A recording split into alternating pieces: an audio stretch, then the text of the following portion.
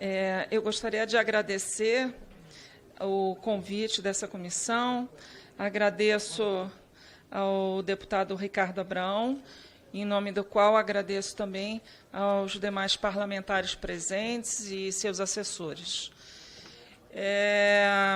Cumprimento também a professora Hélida, com a qual eu tenho debatido esse assunto há muitos anos já. Bem, preparei uma breve apresentação aqui, se puderem expor. Essa semana eu estava lendo um texto, relendo, na verdade, um texto do Jean Biage. É um texto de 2000, em que ele criticava a forma como o governo federal fazia ajuste fiscal. E ele dizia 3 coisas. Primeiro, que se busca persistentemente aumento de carga tributária num país de renda média. Segundo, que o governo baseia seu ajuste fiscal muitas vezes em receitas temporárias. E terceiro, que os cortes de gastos não são precedidos de uma análise precisa dos gastos. Esse texto de 2000, a meu ver, permanece bastante atual, agora em 2025, indicando que nós temos andado em círculos, não é? O objeto dessa comissão é discutir, então... Pode expor, por favor? O objeto dessa comissão é tratar do gasto tributário, renúncias de receitas, subsídios, né? Muito bem. A primeira pergunta que nós teríamos que nos fazer, tem circulado muito na imprensa notícias bastante negativas a respeito dos gastos tributários. Normalmente se referindo a esses gastos como privilégios e apontando o crescimento desses gastos, em que há uma estimativa da LDO de que eles já sejam de 544 bilhões em 2025 e, de 2021 a 2024, um crescimento de 3,48% para 4,89% do PIB. Então, a primeira coisa que a gente deve se perguntar é por que os gastos tributários crescem, né? Os gastos tributários crescem porque, como se pode verificar aqui, a arrecadação, isso aqui é apenas a arrecadação de julho, né, comparativo, né, mas isso acompanha em todos os meses, e nós temos tido uma escalada vertiginosa da arrecadação federal. O que acontece? A maioria dos gastos tributários são estabelecidos como percentual da receita, porque eles são uma não-receita, não é? Para alguns setores, alguns segmentos. Não é? Então, à medida que a arrecadação tributária cresce, os gastos tributários crescem também. Não haveria como ser diferente. Então, não necessariamente esse crescimento se dá pela via de criação de novas leis, mas sim pelo próprio crescimento da arrecadação federal. E aí nós temos os gastos tributários que seguem a mesma lógica do orçamento, que é uma lógica perversa, uma lógica agregativa, em que se utiliza muitas vezes o histórico passado e, por meio de indexação e de vinculação, normalmente a receita, se expande esse gasto. Então, o gasto tributário, que eu quero dizer aqui, é que ele é uma política pública como outra qualquer, como os gastos que existem, em geral, no orçamento. E o grande problema é que nós temos pouca avaliação desses gastos historicamente. Então, tudo no Brasil é muito pouco avaliado, tanto no orçamento como na renúncia de receita, certo? Um ponto positivo que nós verificamos recentemente é que, desde 2019, existe o Conselho de Monitoramento e Avaliação das Políticas Públicas.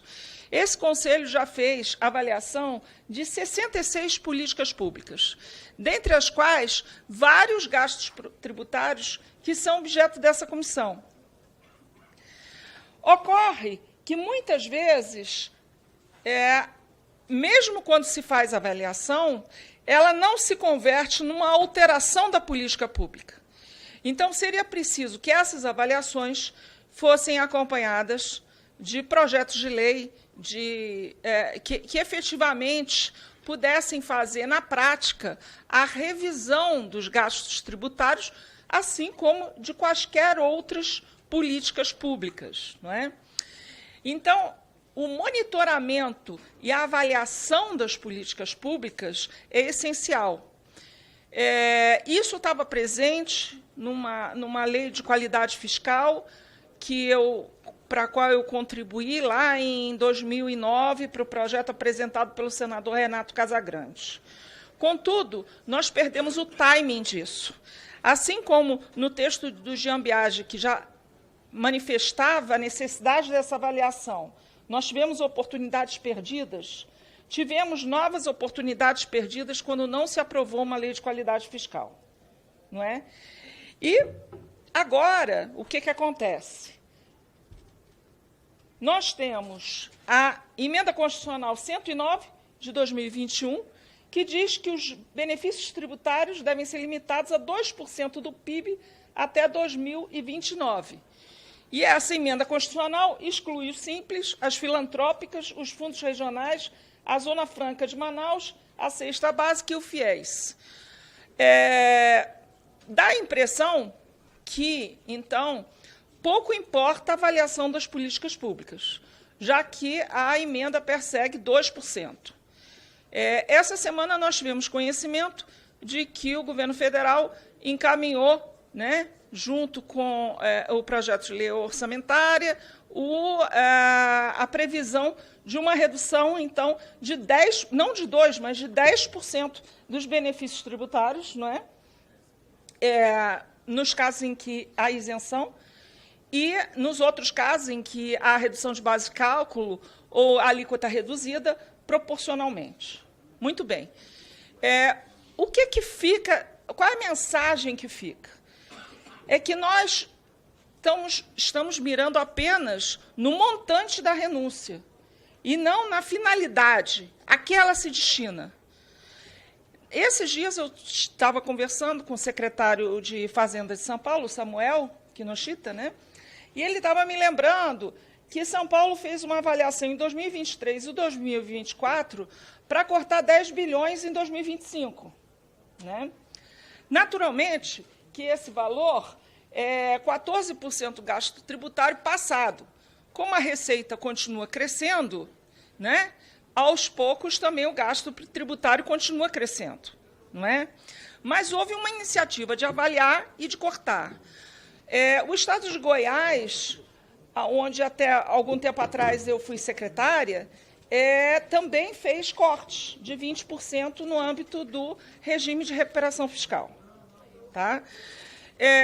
Então, aqui nessa comissão... Eu só queria lembrar a senhora, sim, que esse projeto que o governo encaminhou para a Câmara, ele prevê uma base de 200 bilhões, onde 10% seria o corte linear sobre essa base de 200 bilhões.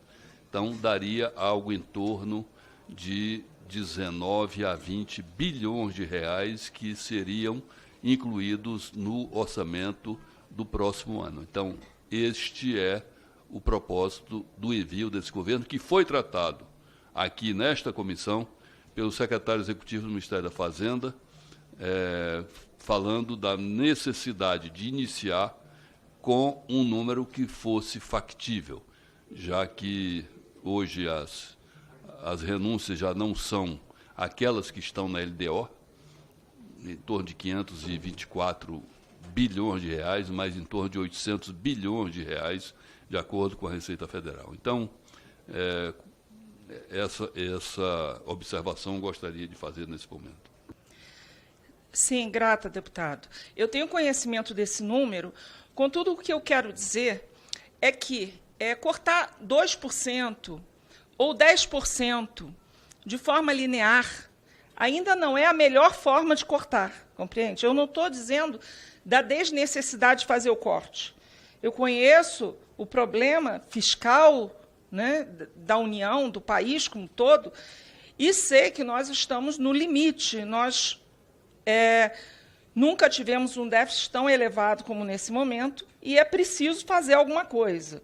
Contudo, nós poderíamos utilizar as avaliações de gasto público e de gasto tributário que foram realizadas pelo próprio governo, não é, para tentar encaminhar alguma coisa mais inteligente.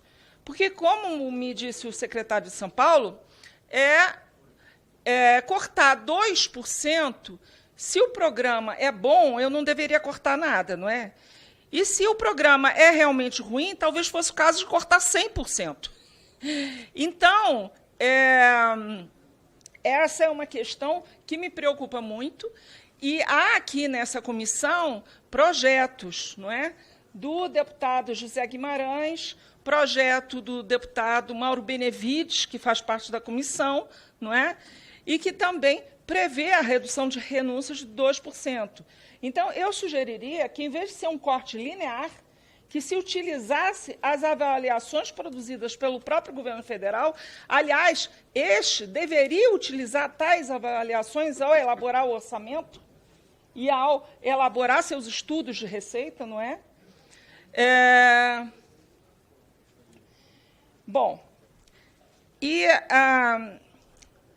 para indicar alguma coisa que eu acho que é muito preocupante, é que tanto a Constituição Federal, por meio da emenda que eu citei, como os projetos de lei mencionados, retiram uma série de variáveis, uma série de setores que são importantes para a renúncia de receita. Um deles é a questão do Simples Nacional, que tem uma renúncia de 120 bilhões, né? E o MEI, 8,76 bilhões de renúncia. Essas duas políticas estão relacionadas, né? E a gente observa aqui um número médio mensal de contribuintes explodindo, tá certo? Esse número médio mensal, né, do MEI, de contribuintes, do RGPS, do Regime Geral da Previdência Social, cresceu de 581 mil em 2011 para 6,4 milhões em 2023, ou seja, uma alta de mais de 1.000%, tá certo? A participação do MEI no total de contribuintes cresceu de 7,8% para 47,7% entre 2011 e 2023. Então, o que nós temos hoje? Nós temos uma expansão do MEI, tá, que acarreta uma série de problemas. São programas com focalização inadequada, portanto, altamente concentradores de renda e que expandem gasto público. Tá? Então, quando eu falo em focalização inadequada, eu quero dizer que os 50% mais ricos da população estavam sendo atendidos por esse programa, né? E apenas 17,8% estavam aí entre os 50% mais pobres. Há uma ampliação do desequilíbrio financeiro e atuarial da Previdência em decorrência desses programas. E nós temos uma perspectiva, então, de maiores dificuldades do custeio da despesa previdenciária, no momento em que ela ainda é baixa, se nós considerarmos o tsunami grisalho que vem por aí, com o envelhecimento da população. Muito bem. Temos também um aumento da pejotização, ou seja, o nosso mercado de trabalho formal está sendo completamente corroído por esses programas. E aí eu não estou dizendo que os programas devem acabar, lógico, longe disso, mas que precisa se buscar uma focalização e uma adoção de alíquotas compatível que não desestabilize dessa forma o mercado de trabalho. Lembro também, na perspectiva que a professora Hélida mencionou, de considerar estados, né, que essa é uma questão que afeta profundamente a receita dos estados, porque ela induz um subfaturamento de receita, a um fracionamento de receita, a empresas que vão sendo criadas, fracionando receita, para poder ingressar nesse programa, né? Com isso, nós temos perda de receita não só no nível federal, mas no nível, dos estados também. Se nós observarmos esse gráfico aqui, que ilustra bem uma das causas principais do desajuste fiscal da União, é o crescimento das despesas com previdência e assistência social no período recente. Essas coisas estão relacionadas e o Simples e o MEI são causas importantes deste crescimento, né? Então, nós temos um problema. Veja, fala-se muito em envelhecimento populacional, mas nós ainda estamos em 2025, né? Nós ainda estamos no meio desse gráfico aqui, né?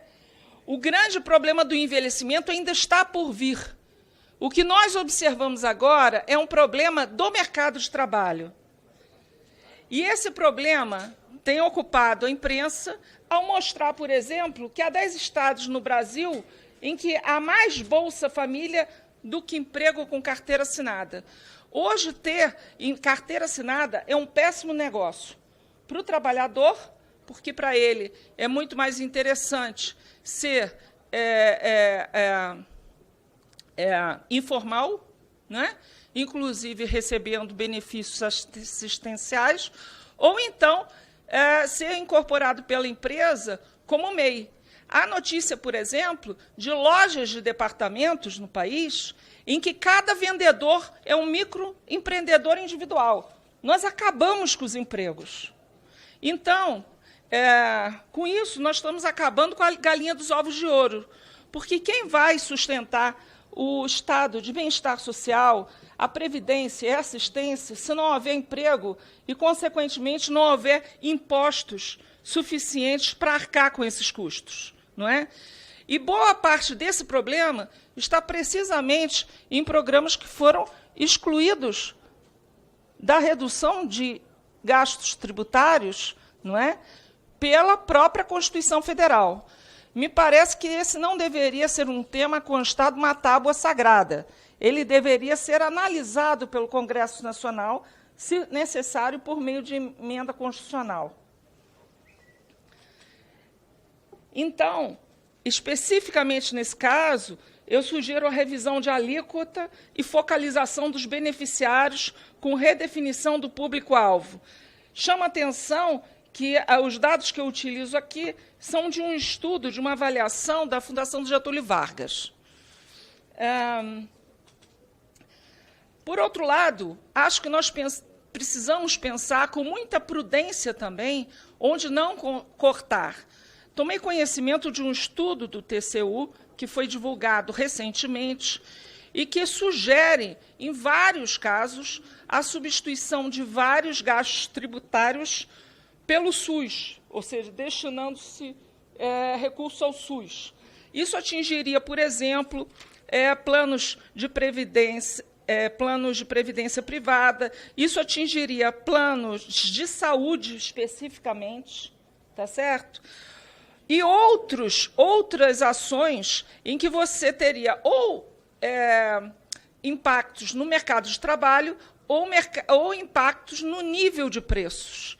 Então, é importante que nós preservemos o máximo possível o nível de empregos formais e que possamos endereçar essa questão, sem prejuízo de se fazer toda a avaliação que for necessária, de todos os gastos tributários necessários, mas que se comece por algum lugar que, a meu ver, é o problema principal que nós temos hoje, tanto para a geração de empregos, como para a obtenção de ajuste fiscal no governo federal. Então, critica-se muitas vezes o agro, porque é um dos maiores gastos tributários. Quando se vai abrir o gasto tributário, se descobre que boa parte dele se refere à desoneração da cesta básica, que é de 51 bilhões.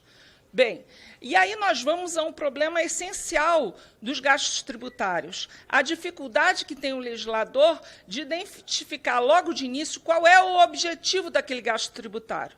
No caso da desoneração, que foi avaliada por um estudo do IPEA, né, nós temos uma dificuldade de associar essa desoneração a uma busca por distribuir renda, e, se for esse o caso, há uma sobreposição com o Bolsa Família, ou associar uma política de saúde que desestimule o consumo de alimentos ultraprocessados e açúcar, por exemplo.